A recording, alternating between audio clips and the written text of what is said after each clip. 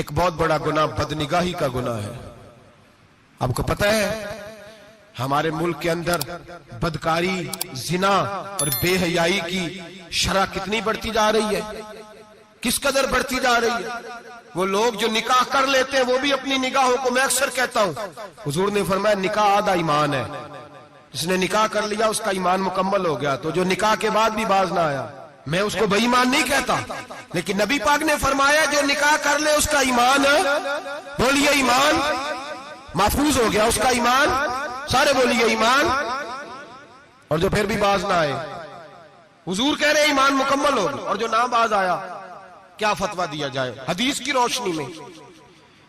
میرے نبی پاک کی بارگاہ میں عورتیں آئیں توبہ کرنے، بیعت کرنے، مسلمان ہونے. تو حضور بیعت لیتے وقت فرمانے لگے میرے ساتھ وعدہ کرو، جھوٹ نہیں بولو گی، غیبت نہیں کرو گی، زنا نہیں کرو. ایک عورت بول پڑی، کہنے لگی یا رسول اللہ صلی اللہ علیہ وسلم میں مسلمان تو نہیں پر خاندانی ہوں، میرے گھر والوں کے ذہن میں بھی کبھی زنا کا خیال نہیں آیا. ہم تو اسے خاندانوں کے وقار کے خلاف سمجھتے ہیں. روز بری نظر سے کسی کو دیکھنا اور کسی کے بارے میں غلط باتیں، ناراض نہ ہونا. بہت سارے بوڑھے بھی لذت لے لے کے جرم بیان کرتے ہیں، گناہ بیان کرتے ہیں، غلط باتیں کرتے ہیں، کسی عورت کے بارے میں تبصرہ کرتے ہیں. کیا سمجھتے ہیں مرد اور عورت معاذ اللہ تعالیٰ ایک کمرے میں جا کے بدکاری کرے تو وہی زنا ہے؟ میری طرف دیکھیے اور جھانک کر کے سنیے کیا عرض کر رہا ہوں. ادھر دیکھیں میری طرف. نبی پاک صلی اللہ علیہ وسلم نے فرمایا زنا زبان کا بھی ہوتا ہے، زنا کان کا بھی ہوتا ہے، زنا آنکھ کا بھی ہوتا ہے. حضور کس طرح؟ فرمایا جس نے گند دیکھا اس نے آنکھ کا زنا کیا، جس نے لذت لے کے سنا چپ نہیں کرایا، پوری بات سنی، وہ بھی زانی ہے. اور جس نے گندی بات بولی وہ منہ کا زانی ہے، جس نے گند سوچا وہ دماغ کا زانی ہے. اور زانی کو سب سے پہلی سزا اللہ یہ دیتا ہے کہ سجدے کی لذت چھین لیتا ہے، عبادت کا سرور چھین لیتا ہے، اس کا نماز میں دل نہیں لگتا. قرآن میں سب سے پہلی سزا اسے اللہ اپنے دروازے سے دور کر دیتا ہے.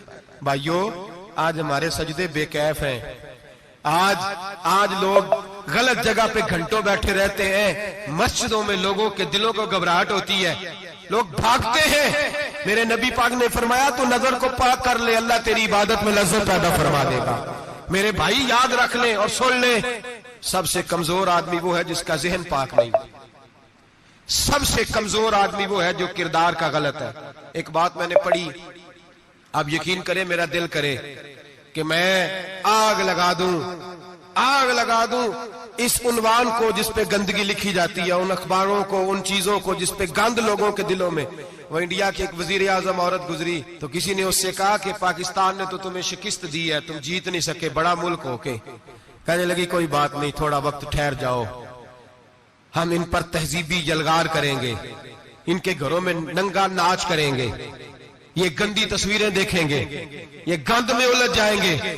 اور جو قوم گند میں الجھ جایا کرتی ہے وہ پھر کسی سے لڑنے کی طاقت نہیں رکھتی، اس کے اندر ڈٹ جانے کی ہمت نہیں ہوتی، اس کی غیرت کے جنازے نکل جاتے. دل کرتا ہے جل جائے وہ جل جائے جہاں سے برائی پھیلتی، تباہ ہو جائے وہ علاقے جہاں سے گند ہوتا ہے. لوگ گند کی کمائی کھاتے ہیں، گند کی. ایکٹروں کے ساتھ کھڑے ہو کے فوٹویں کھچاتے ہیں اور گناہ پہ فخر کرتے ہیں. اور گندے لوگ کہتے ہیں اللہ کا فضل ہے ہم گند پھیلا رہے ہیں، ثم معاذ اللہ. لوگ گناہ پہ فخر کرتے ہیں چوکوں چوراہوں میں. محمد بن قاسم آئے ہندوستان پہ راجہ دہر کے مقابلے میں، نوجوان میری طرف دیکھیں اور صحیح ہو کے بیٹھے، خاصے صحیح ہو کے بیٹھے، تقریر نہیں کر رہا، جذبات کا. میرے جذبات سنیں، دل کے پھپولے جل رہے ہیں سینے کے داغ سے. اللہ کی قسم روح کی گہرائی سے بات کر رہا ہوں، وہ بات کر رہا ہوں جو سینہ کہہ رہا ہے کہ پھٹ جائے اور کہنا نہ پڑے.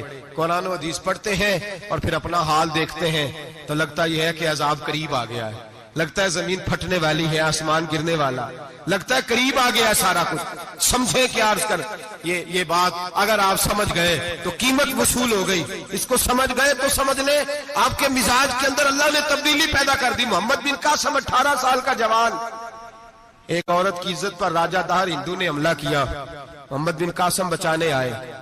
جب ہندوستان آئے فوج تھوڑی تھی، علاقہ تھوڑا تھا.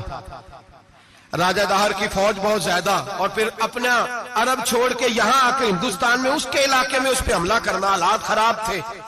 محمد بن قاسم پریشان ہے۔ ایک بزرگ نے دیکھا، کہنے لگے پریشان کیوں ہو؟ کہنے لگا سوچتا ہوں علاقہ بھی اس کا، فوج بھی اس کی، میرے فوجیوں کو تو رستوں کا بھی نہیں پتا، کیسے جنگ کریں گے، کدھر سے آئیں گے، اور پھر ہمیں زبان بھی نہیں آتی، کیسے کام ہوگا، ڈر رہا ہوں۔